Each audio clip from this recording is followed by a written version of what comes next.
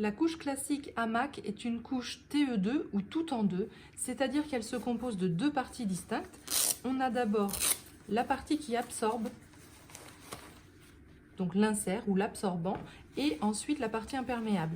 Dans la couche hamac, la partie imperméable, c'est cette espèce de petit hamac, donc qu'on appelle une nacelle, avec cette matière-là, donc imperméable, et la nacelle est accrochée avec la culotte. Dans le modèle TE2, cette nacelle est cousue avec, et dans le modèle TE3 de chez hamac, pour lequel j'ai déjà fait une vidéo précédemment, là, la nacelle n'est pas cousue, mais elle se fixe à l'intérieur avec une petite barrette. Mais le principe est le même. Donc là, en modèle tout en deux, la nacelle est cousue et on met dans la nacelle l'absorbant qu'on souhaite. Alors, au niveau des absorbants, hop, on a deux matières, soit le coton bio, soit la microfibre.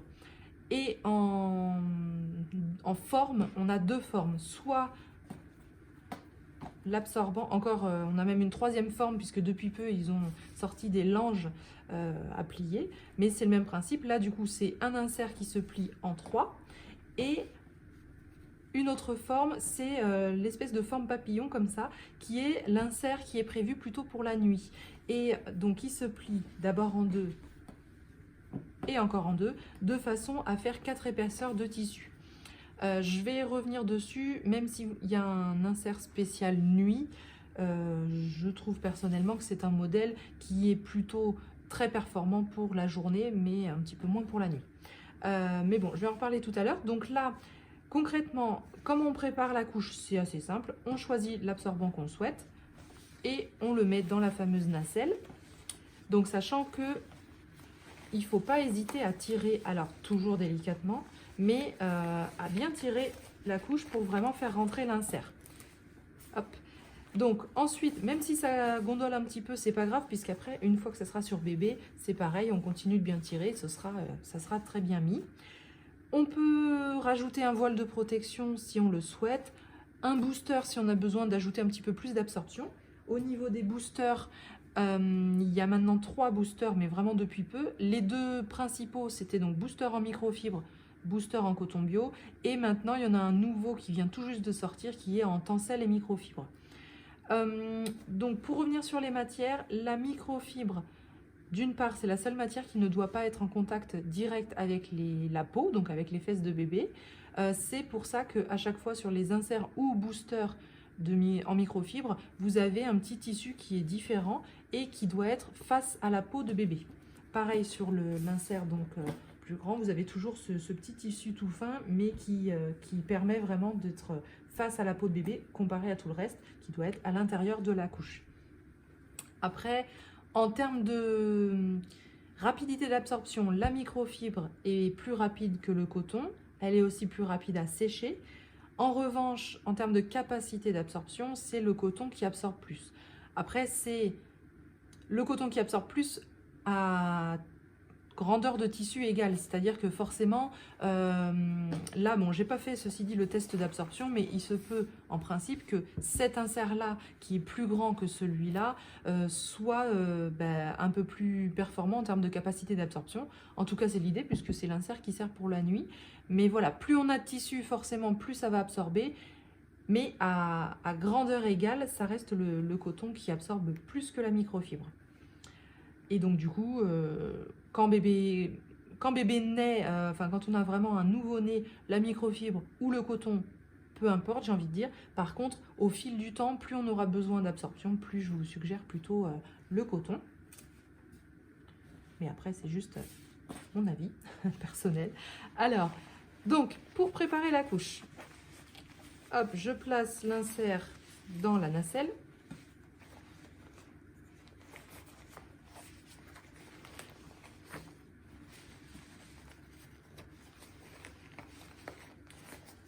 Et donc ma couche est prête.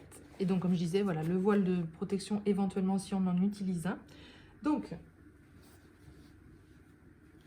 quand je place la couche sur bébé, en fait, il faut bien penser, alors peut-être montrer de cette façon, il faut bien penser à justement étirer la couche en la remontant sur le ventre de bébé. Au niveau de la fermeture, c'est très simple, c'est des scratchs, donc pour le coup, c'est très facilement réglable. Quand la couche est mise, le fait que la nacelle dépasse, le fait qu'on la voit, c'est pas grave. Il n'y a pas de souci. Je sais que parfois ça peut interpeller la première fois, mais c'est pas gênant du tout. Pour être sûr qu'on a bien placé la couche en fait sur bébé et qu'on a bien étiré la couche, on peut passer un doigt comme ça pour vérifier que les élastiques sont bien à plat dans l'aine de bébé. Donc du coup, la couche est mise. Ensuite, quand on veut changer bébé, on a tout l'avantage des couches TE2, c'est-à-dire qu'on peut retirer uniquement l'absorbant qui lui sera forcément sale. Si toutefois le reste n'a pas été souillé, si c'est juste humide, on peut y passer un petit coup de lingette humide, voire éventuellement la rincer, la laisser sécher le temps d'en utiliser une autre. Mais l'idée c'est de pouvoir réutiliser la surcouche 2-3 fois en principe avant vraiment de la mettre à la machine à laver. Au niveau du lavage, vous pouvez très bien aussi la laver avec le linge, avec nos vêtements, peu importe. Et donc du coup, ne pas forcément attendre le jour précis, si vous en avez un, de lavage des couches pour laver les surcouches. Donc ça permet de tourner un petit peu plus rapidement et du coup de ne pas forcément en avoir beaucoup en stock. Et donc du coup, c'est plus économique. Quelque chose qui est un petit peu moins économique, c'est le fait que ça soit des couches dites à taille. Là, par exemple, on a une taille M, donc taille S, taille M, taille L, ça va jusqu'à la taille XL. Donc l'idée, c'est que on doit changer de modèle quand bébé grandit. Donc ça, c'est le côté un petit peu moins économique. Donc du coup, si par contre, on ne doit pas en acheter beaucoup, finalement, on s'y retrouve quand même largement financièrement. Si toutefois la surcouche est vraiment salie et qu'on ne la réutilise plus, on pense bien à replier les scratchs sur eux-mêmes pour pas qu'ils s'accrochent dans la machine avec d'autres vêtements ou d'autres couches. Qu'est-ce que je peux dire d'autre au niveau de l'utilisation ? C'est tout, c'est pas... Alors au niveau du lavage, donc c'est vrai que Hamac préconise à 40 degrés max, ce qui se fait très bien justement quand on lave avec aussi nos vêtements. Donc ça se fait plus vite comme ça. Après, lavage à 60, tout ce qui est couche de location passe à 60. Tout ce qui est couche que vous allez acheter sur le site par exemple, là c'est vrai qu'il vaut mieux rester à 40 pour éviter une usure trop rapide de la couche. Autre conseil que je préconise moi, quand vous achetez une couche neuve, c'est de la fixer d'abord avec de l'eau, du gros sel et du vinaigre dans quelques heures. L'idée de fixer les couleurs parce que c'est un modèle qui, je trouve, perd un peu de ses couleurs si vraiment vous séchez régulièrement dehors. Après, on dit toujours qu'il vaut mieux éviter de sécher directement en plein soleil. Donc à l'air libre, oui, mais pas en plein soleil. Mais en revanche, c'est vrai que c'est... jusqu'à maintenant, je trouve que c'est vraiment le modèle qui peut éventuellement perdre ses couleurs si on ne les a pas fixées à l'avance au premier achat. Alors, je vais commencer par les inconvénients. Donc, comme je disais, comme ce sont des couches à taille qui, en fait, c'est pas vraiment un inconvénient, mais d'un point de vue financier, ça l'est, puisque du coup, on doit racheter des tailles M, L, XL au fur et à mesure de la croissance de bébé. En revanche, la taille M et L dure assez longtemps. Souvent, on passe vite de la taille S nouveau-né à M.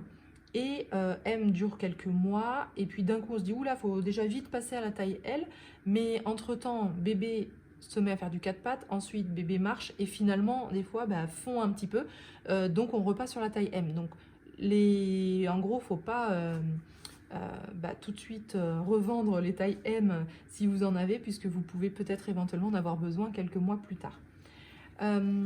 Autre donc inconvénient, donc que je disais, voilà, la couleur qui peut éventuellement partir un petit peu si elle n'est pas fixée.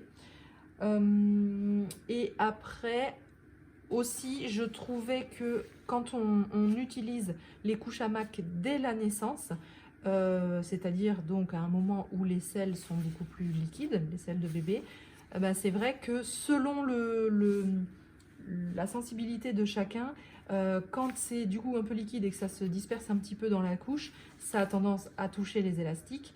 Et moi personnellement, je voulais trop prendre soin de mes couches, donc ce qui me dérangeait pas, mais bon, je rinçais et du coup je frottais au savon, au fiel de bœuf à chaque fois avant de les stocker dans le panier de couches sales. Donc ça demande, si vraiment vous le faites de la même manière, ça demande quelques secondes, mais ça prend quelques secondes quand même pour chaque couche où ça a été un petit peu partout. Mais bon, c'était l'idée que ça soit pour être sûr qu'il n'y ait aucune trace sur les élastiques par la suite. Donc je trouve que finalement, parmi tous les modèles que j'ai pu tester dès la naissance de ma fille, c'est celui qui me demandait un petit peu plus d'effort, si on peut appeler ça vraiment un effort, comparé à d'autres. Donc c'est pour ça que je dirais que c'est un petit peu un inconvénient.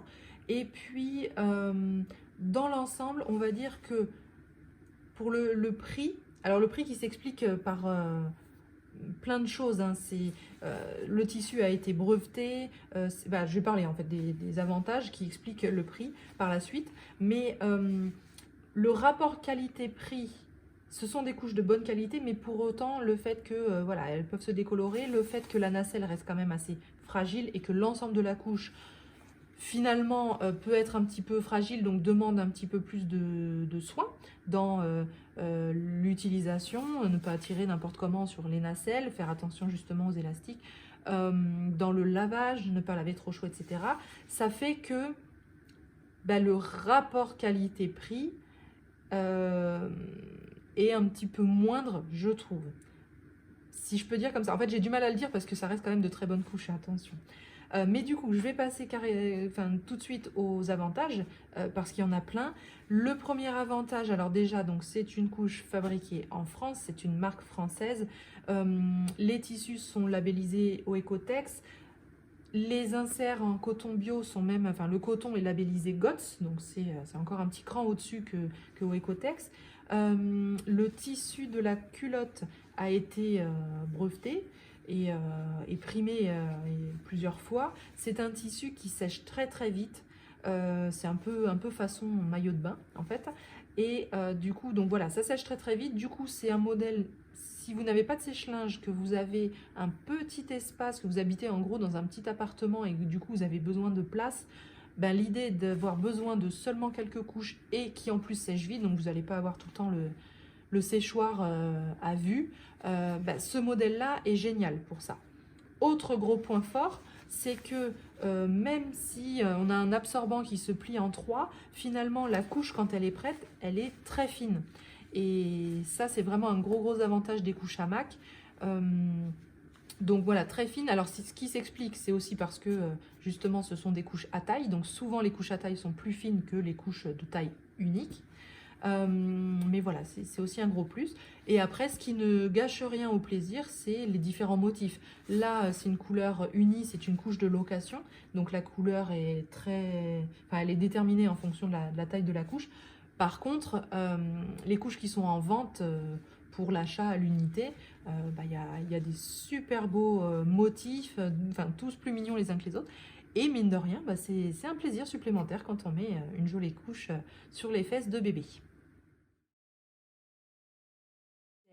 Alors, ce modèle s'adresse d'abord aux personnes qui souhaitent donc des couches très fines, qui n'ont pas forcément de sèche-linge et pas forcément d'espace pour s'organiser au niveau des couches à la maison, donc qui souhaitent seulement quelques modèles. Là, c'est l'avantage du modèle TE2, c'est que du fait qu'on peut réutiliser la surcouche plusieurs fois, on n'a pas besoin de beaucoup de surcouches. Ce qu'il nous faut surtout finalement, c'est des absorbants, puisque c'est ça qui est sale à chaque fois. Donc pas beaucoup de place, pas de sèche-linge, besoin que ça sèche vite et aussi le plaisir d'avoir des couches toutes fines. Voilà, ça va faire que vous allez sûrement opter pour ce modèle-là, ou tout simplement parce que vous voulez aussi des couches TE2 Made in France, ça en fait partie également. Après, je trouve que c'est plutôt des couches à utiliser en journée, même si donc hamac propose un absorbant spécial nuit. Pour moi, ça ne vaut pas pour la nuit, donc quand on parle vraiment d'une longue nuit de 10-12 heures, ça ne vaut pas les couches qu'on appelle dites classiques, que Hamac ne propose pas, du moins pour l'instant, mais donc d'autres marques, qui absorbent en intégralité tout autour des fesses de bébé et qui sont vraiment numéro 1 en efficacité anti-fuite. Numéro 2, ça serait des couches pré-plates. Alors pareil, avec un bon tissu très absorbant pour la nuit. Voilà, moi je trouve que ce modèle, c'est plutôt pour la journée. Mais en tout cas, pour la journée, ça fait parfaitement le job.